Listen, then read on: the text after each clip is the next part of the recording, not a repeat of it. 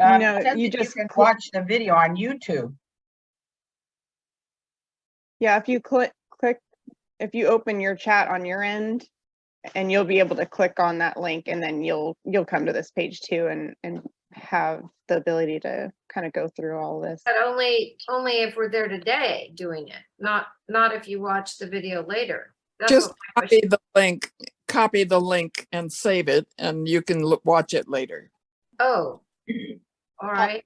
I don't know how to do Another possibility, Teresa, maybe you can put it in an e-blast. I can, yeah. I mean, in the next one, not a special Yeah. one, but yeah. Yeah. I'll make note of that and do that. Okay, I will play this. Somebody let me know if it doesn't have sound, but it should.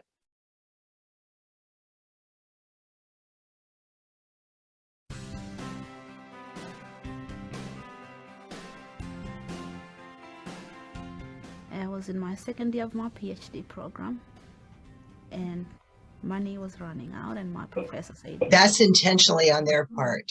3 years Like I don't that. have funds. For It'll the get better.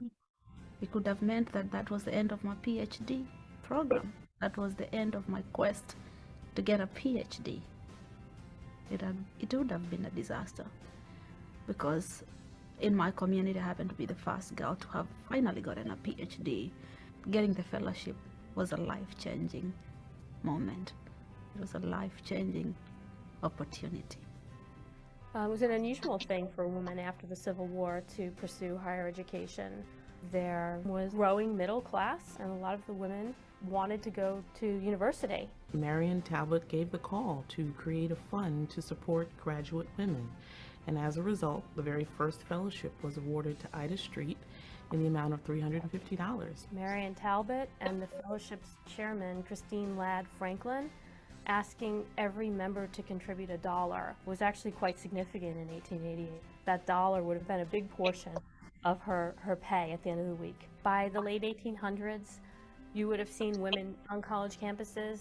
There were also many women's colleges that were formed at that time, but what you did not see were female professors, female administrators, deans.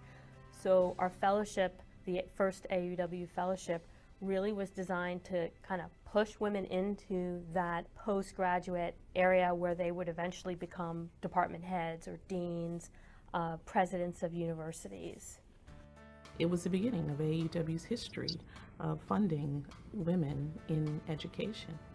The idea of a fellowship took off like wildfire, kind of, because by 1890, they awarded the first European fellowship to Louisa Holman Richardson, and then by 1917, the Latin American Fellowship. In 1920, AAUW found a woman whose work was groundbreaking, and they felt worthy of support, and that woman was Madame Marie Curie, and they raised money to support her work and research around radium. They were excited about it. They raised over the required amount, $56,000 over the required amount, which eventually went in to become a fellowship for women studying physics, chemistry, or radiology. By World War II, AUW had a very active fellowship program with many named endowments, and the War Relief Fund was a pretty amazing response to a terribly tragic problem that was happening in the world. AUW used the War Relief Fund to help many women in Europe either find positions in America. Sometimes they found positions in Latin American countries to continue their study. When the war ended, AUW members launched yet another drive to raise funds to bring women from liberated countries to the United States to study. And they provided them with grants to leave their countries.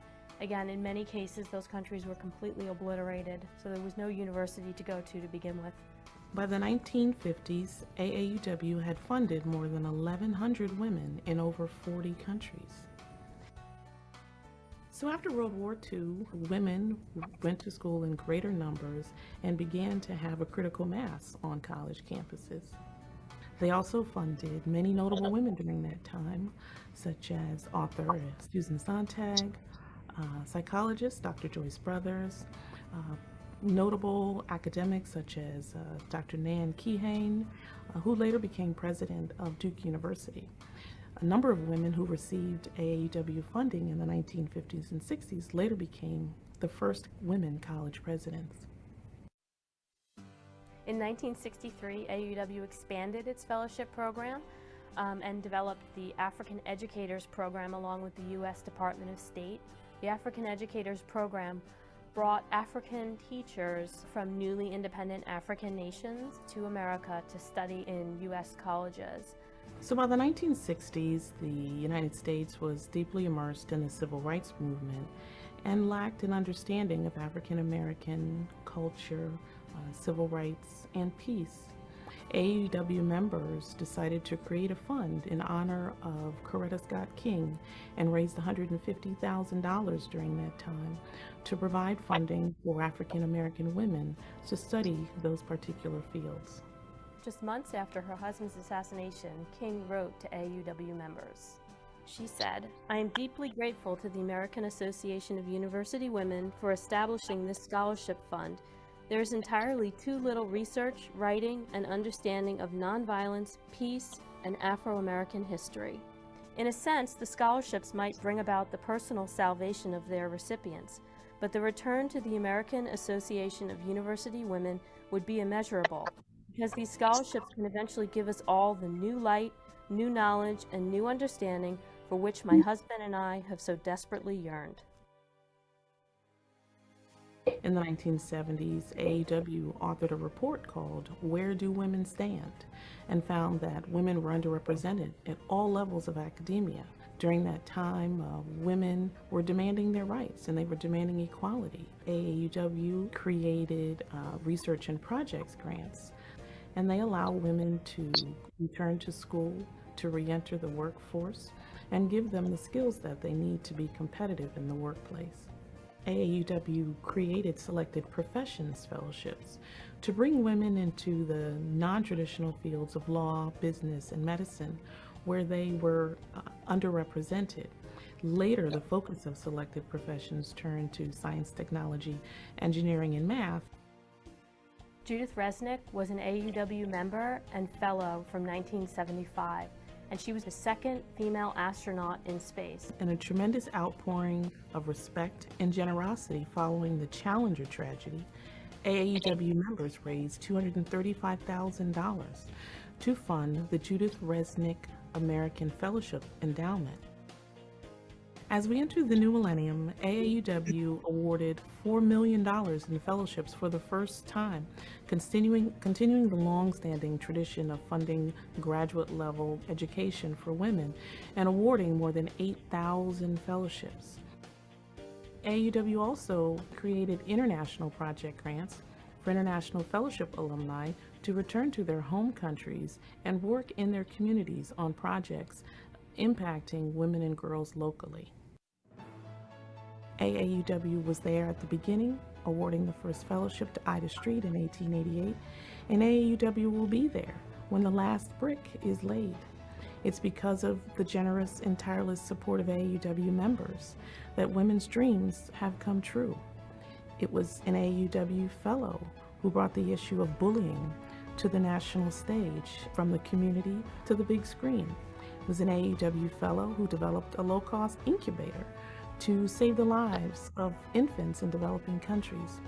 AAUW fellows have added to the body of research on cancer and infectious diseases that have made us stronger and healthier. It was an AAUW fellow who returned to her home country in Africa, created educational opportunities for girls, and currently is one of Oprah's favorite guests. We say thank you to the AAUW members who understand that women need to support other women to make the world a better place for us all. Thanks to AAUW, finished my PhD. That day was the most happiest day. The day I became Esther Ngumbi PhD. So AAUW stepped up and funded women when no one else was funding women, understanding that in order for us to progress, women needed to have equal access and equal opportunity. Without AAUW funding lawyers and doctors, we would not have the number of women in those fields today. Without AAUW funding research, we would not have the body of knowledge on diseases that are particular to women's lives and to the lives of children. The recipients of these awards have conducted their studies in libraries and museums and laboratories all over the world. They have searched for scientific specimens in mountains and jungles, joined in desert excavation, and observed peoples in far corners of the earth. Their investigations have ranged from the ionosphere to existentialism, from art to isotopes, from Egyptian papyri to the economics of the steel industry. And all of these enterprises, the association has given encouragement for the same reason that it inspired its first award, the conviction that women could and should add to the world's stories of knowledge and take part fully in the intellectual life of their times. It is recognized that women constitute the greatest untapped resources to meet the need. Ruth Tryon, Investment in Creative Scholarship, 1957. Thank you. I'm a product of your money. If you never believed that your money could mean a life-changing opportunity for a woman, believe it, it has been. The women you support are out to do bigger things, and we will carry on your mission.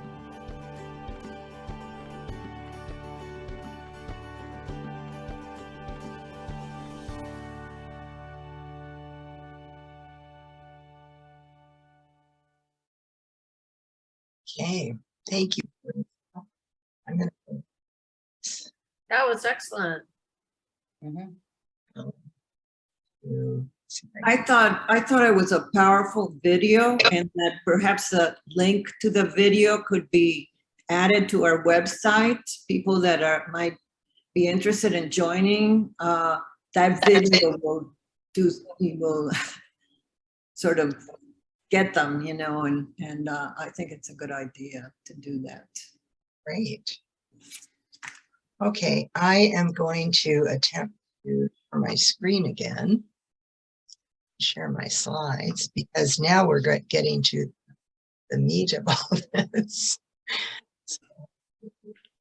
Screen, slides.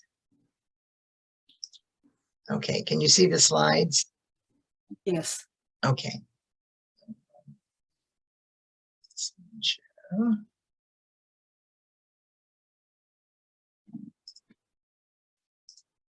Can you still see my slides?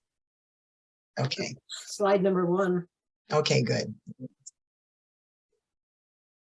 Okay.